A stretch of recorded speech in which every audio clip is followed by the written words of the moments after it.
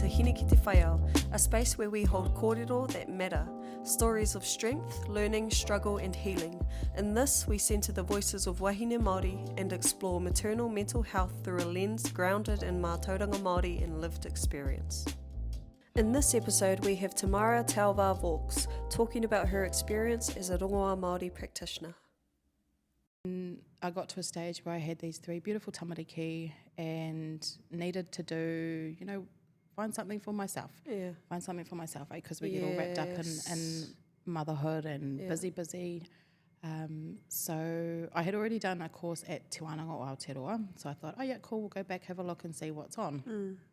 So then I start reading about this Rongoā program and thought, oh, that'd be cool, how to learn how to make a balm. Cool. And then not knowing, because we grew up so disconnected, not on a marae. But all of a sudden, I found myself in a space where everything just made sense. Like everything intrinsically, everything, I don't even know how to describe it. It's almost like every cell in my body was like, yep, this is exactly where you need to be. Even though I had no reo, I had hardly any, or what I thought I lacked in tikanga. But once I sat in that space, I understood that, oh no, this is just ingrained of who we are, like the manaakitanga, the hospitality, people coming over, you want a cup of tea, you want a kai, that kind of thing. And it wasn't until I got into that space and I realised, oh yeah, this is exactly where you need to be. I can hear my grandmother, don't you go anywhere, you stay put, even though you feel like a complete fish out of water, sitting next to these whānau who are mātauranga te reo Māori, and quite intimidating, but I just knew that that's where I needed to be. Just real quickly, I want to touch on that point and how you said it's quite intimidating to be around people whose reo is top tier. I agree. Yeah. I fully agree. And this is coming from someone who's I'm still on my own reo journey, but it is hard when we're in those spaces. But I do love that you found a place where you were able to hear your nanny. And hear her say, no, sit down. Stay put, child, stay put. Don't you go anywhere. I love that. Oh, okay. This is really hard though, but no. Yes, Nan. Put here for a reason. And as soon, I'll never forget, I was a ball of nerves, shaking, walking around. And I walked in the door and I saw my kaiko. Her name was Emiraina. And she just reminded me of my cousin instantly. I was like, oh my gosh, I love my whānau. And she gave me the biggest, most beautiful hug. And I was like, oh no, we're going to be good. This is going to be awesome. Yeah. Just knew from then, I was like, no, we're good. We're all good. You'll be all right. And I think if it wasn't for their manaakitanga, like Emiraina's manaakitanga, and just aroha for the kaupapa, and aroha for us tauira, because they knew we didn't know much. They were so beautiful. They were so accommodating, so patient and so kind. And really, I think for us that year, our cohort of tauira, there were some really cool Pākehī that came out of our ropu. So there were probably about half a dozen or so, Pākehī that came out of that year, that 2019 year. And I was very, very fortunate to be accepted into the diploma program the very following year. Love. Because a lot of times, our kākua, they teach in te reo Māori. So, and we're always taught, te reo Māori is the first rongoā of all. As soon as you hear that, the vibration of the reo, it just transports you straight away to, it's familiar, It's familiar. So quite often you're encouraged to go off and get a bit of reo before you come back, because a lot of the learnings are in te reo. And I think English, when we kōrero English, it's not quite the same. And agree. I don't know how to explain it, but I feel like you know exactly what I mean. It's just so much deeper. Our reo is deep. It's got so much, there's so much depth in there, and the English can't quite capture all of that mātauranga. The wider of the kōrero, the essence. Yeah. So I persevered. When I got my acceptance, I was like, oh my gosh, I had a... But, and was just so excited to be in that space and learning, because it makes me laugh when I look back at my whānau history. We've got aromatherapists, we've got all of that. It's already on both sides, And I didn't really... It's funny, I went down the line to a whānau kaupapa a few months ago, and I walk in and, oh my gosh, all my aunties and my mum, everyone's getting a massage, and I walk in and I'm like, they go, oh, she's here. I was like, oh, Carl, you just carry on. Haere tonu. Not for right now. Like, you guys do your beautiful mahi, but I saw, I was like, oh, mate, this is in your whakapapa. Yeah. More than you even realised, like way more than I even realised. And I think for me, it was just validation. Like, oh, no, you're doing your mahi, this is aligned, this is aligning, this is where you're meant to be. So, yeah, I love my mahi. It's taught me a lot, it's taught me a lot, and it's so humbling, I think, as well, like, when whānau, are in a place of needing support and they reach out, I'm like, oh my gosh, like, it's really humbling, hearing their stories, hearing their struggles. Yeah. Like, I was going to ask that, actually, because like you say that a lot of whānau obviously come to you, and when I hear there's a rongoā expert or a romi expert, personally, I don't have that in my whakapapa. I don't want to say I've never had it, because I don't know, maybe I have, but it's not something that I was, I guess, around, So when I hear that there's an expert on site, a tauira on site, I get excited, especially if I know that I'm about to get mahi done from them, because the wairua side is a side that we should be talking about as well.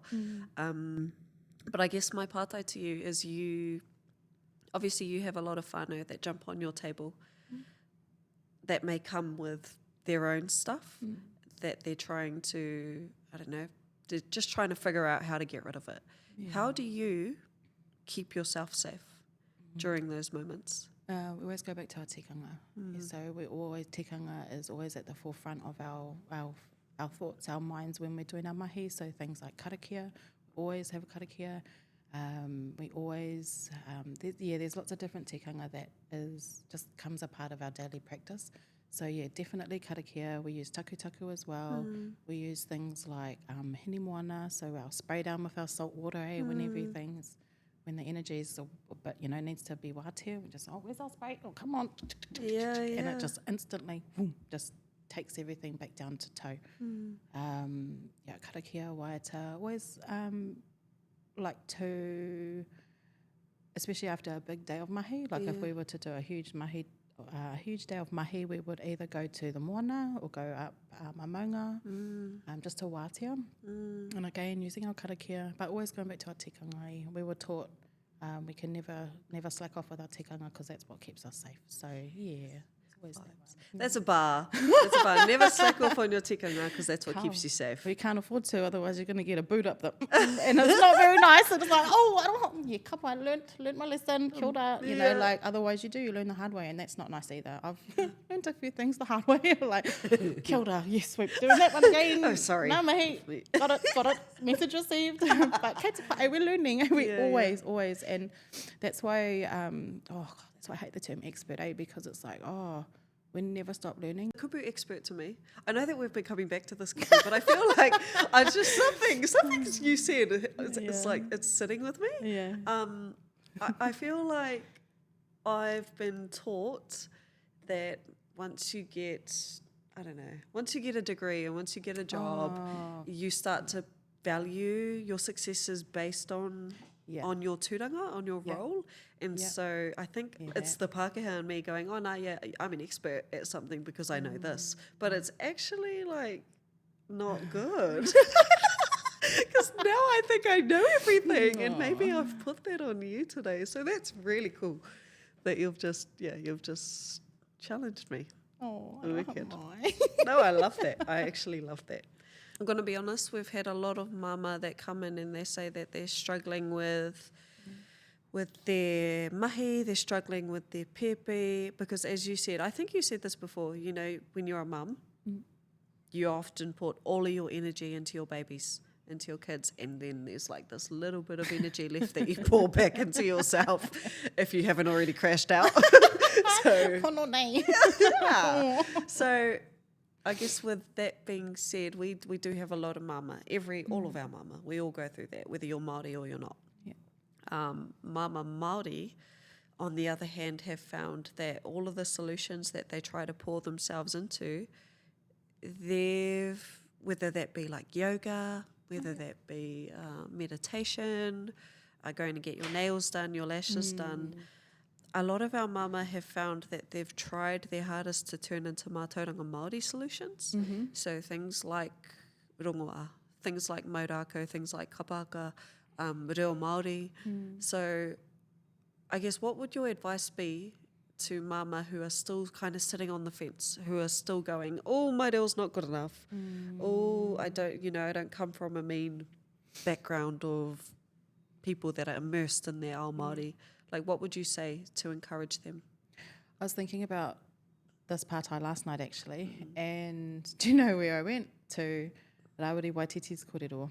You know, like, if you don't know your maunga, don't worry, like, your maunga knows you. If you don't know your awa knows you. Yeah. And even though you might feel like a fish out of water or scared, or just dive in, if you feel the pull and if you're feeling like that calling, you know, you're really hearing it, just lean into it.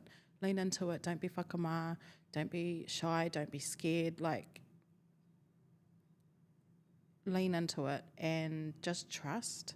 Trust. And I think with rongoā as well, what it's taught me is that it's about remembering who you truly are and who you, like, how your mahi, or just in my instance with my mahi, it has reminded me of who I truly am, even though I didn't grow up on a marae, didn't grow up on our whenua.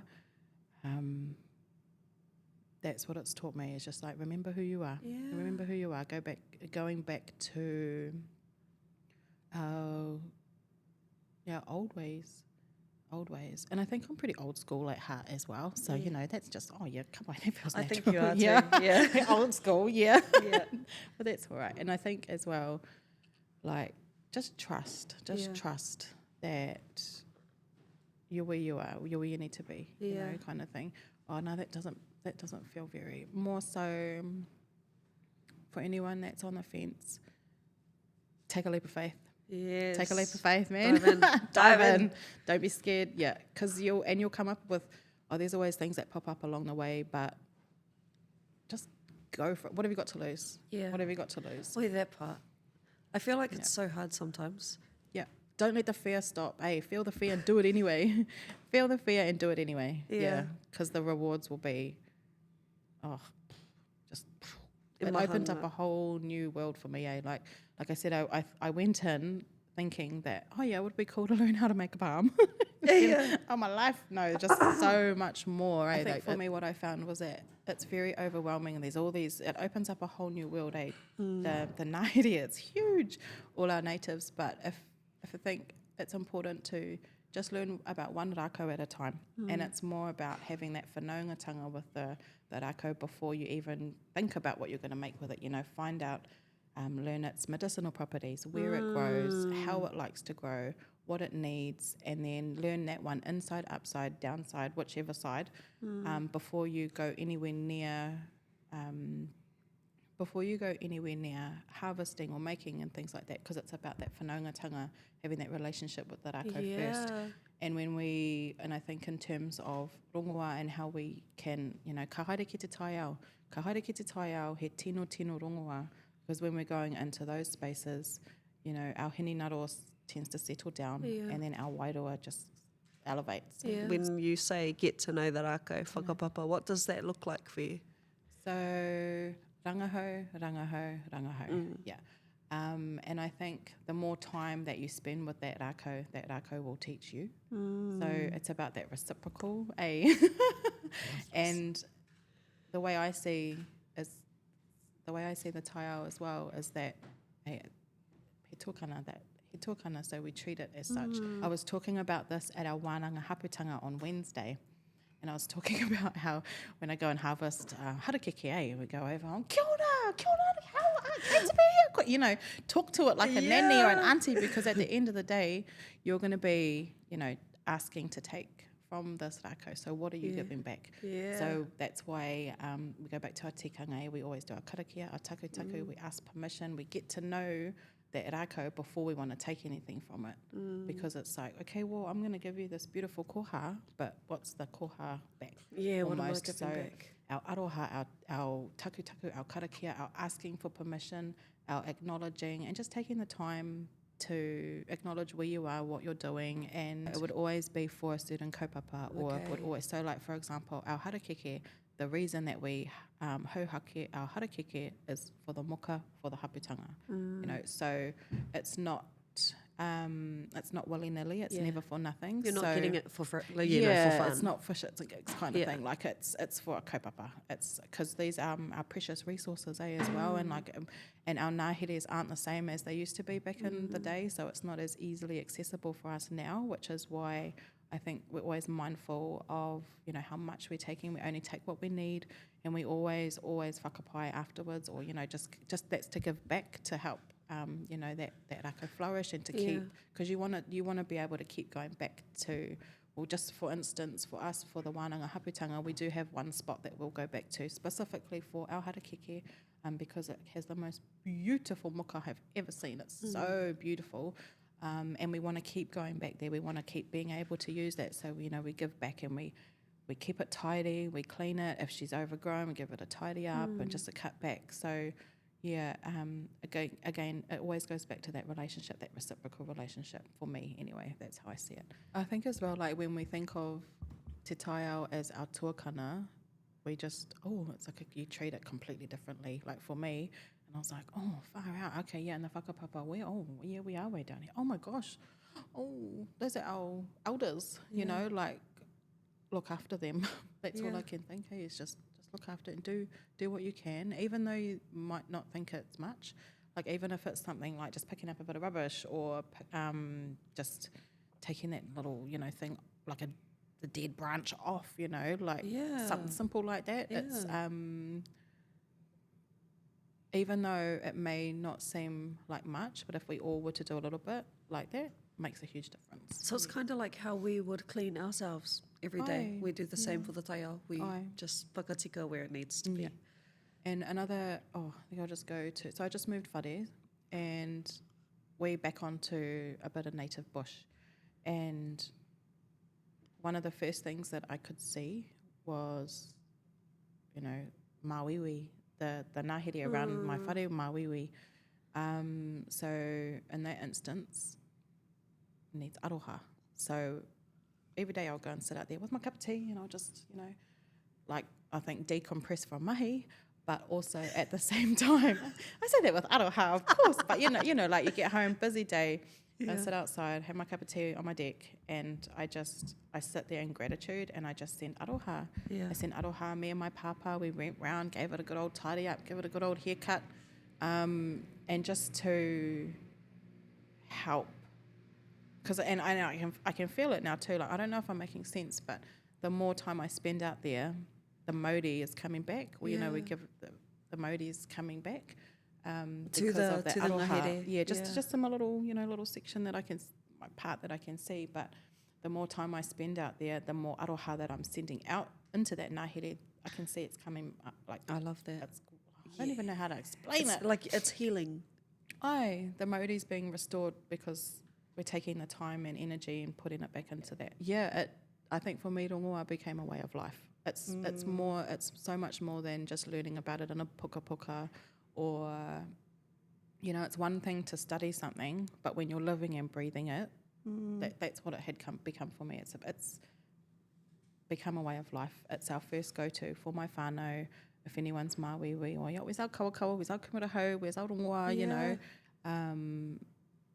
It definitely became a way of life for us. I love that.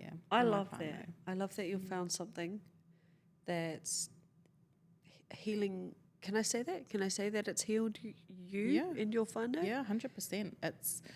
It's well, I think the beautiful thing for me and my mahi as well, not beautiful in the sense that we didn't go to haputanga wānanga or wānanga haputanga. I never went to anything like that. Never.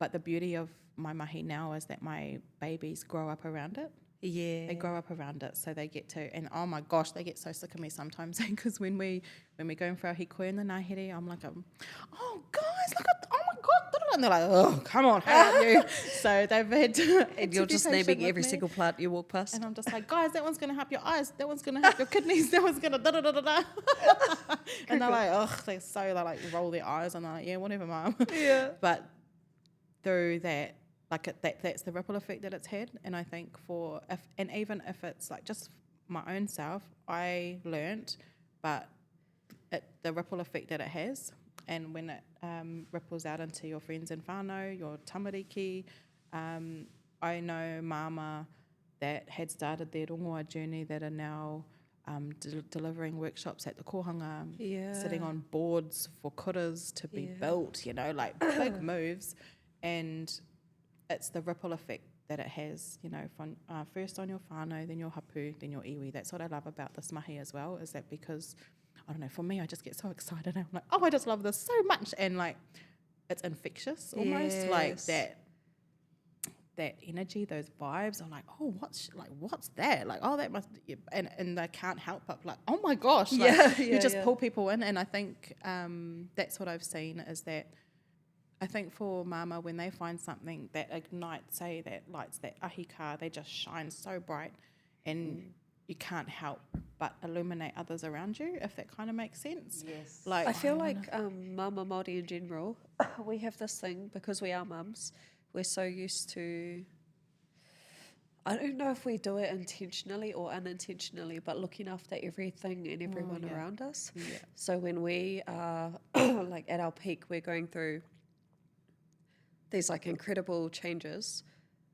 If I'm winning, you're winning as well. Kia ora. Like, you know. 1000%. Yeah. Like, as a mama yourself, what does it mean to raise tamariki with mātauranga Māori at the centre?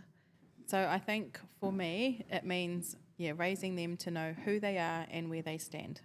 It's not just about teaching them kupu Māori or planting kai, but it's about raising them in a way that their wairoa stays intact. I love that. Keep them safe wherever they go. And just teaching them, so that they grow up knowing who they are, where they come from, they know where they stand, they know what they stand for, and they can stand in their mana. Yeah. So rongoā is kind of like, just from what I've learnt today from you, I'm hearing rongoā is a shield. It protects them. I'm hearing rongoā is a healing method. It can literally, it's like a superpower that can almost grow things. Like you said that your ngahere went from being mauiwi to now it's flourishing. Like, it's like a super, it really is, it's like a power. It's rongoā. It's the mauri of the kaupapa, I think, because, kia ora, that's where we're going. Rongoā, peace, balance, hauora, that's what it's very much, and rongo, peace, and then all we got to do is whakarongo. Make that let's make that the tagline, just whakarongo. Just whakarongo, guys, because, and that's the other thing, the more time you spend in te Taiao, the more you will whakarongo, and not just our 5 senses, our 25 million senses that we don't even know we have. So it teaches you to slow down. And it teaches you to listen. And listen to yourself, listen to your nākau, follow your heart, follow your dreams, just don't let fear stop you. Don't let fear. And if you're feeling scared, like, or just feel the fear and do it anyway because you've got nothing to lose, or, in terms of learning, like, that type of stuff. And if things don't go your way, well, then you will have learned something along the way. So, go back to rongo, and I think it's because it's the atua rongo. In a nutshell, rongo. Rongoā. I love that. So grateful. I love my mahi. I'm so grateful to be able to walk alongside whānau now. Because it's, we had a bit of it wasn't a straight line to get where we are. There's lots of lumps and bumps and all the detours. But to be sitting here and doing the mahi that I do now, just, so much gratitude. Just so grateful for the kaiako that we've had, the learnings that we've had, the wānangas that we've been in, and also wanted to mihi to all of those tangata that got on my tepu, because, it takes a lot, it takes a hell of a lot for me to get on a tepu, let alone, someone else coming and trusting me, trusting my mahi, and trusting that we can help them. So that in itself is huge for me. It's not something that I take lightly either, it's an honour. It's an absolute honour to be able to mahi on those tangata. Beautiful. I think sometimes we forget is how tapu tangata is. Yeah. You know, all of the whakapapa that they come with, all of their everything. So, yeah, not something I take lightly at all. Especially when they're hapu, you know, especially when they're hapu, and they've got a pepe, you know, like that's even bigger. So it's like, oh, you know, like, yeah, it's an absolute honour. I wanted to take this time to mihi to you. I know I already have, but it truly does mean a lot to have somebody with your... I'm going to say it. I know you said kāre te kumara e kōrero ana mo tōna reka, but I'm from Te Arawa. No, aroha mai to my Te Arawa whānau, aroha mai. I do just want to take this time to mihi to you and say thank you. The calibre that you bring in, your mātauranga Māori, you are an expert to me. I know that you don't call yourself that, but you are to me, and we really appreciate having you on. But if there's any like final message, tukua.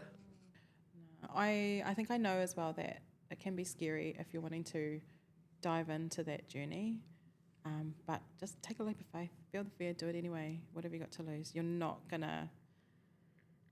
Yeah, got nothing to lose. Jump in.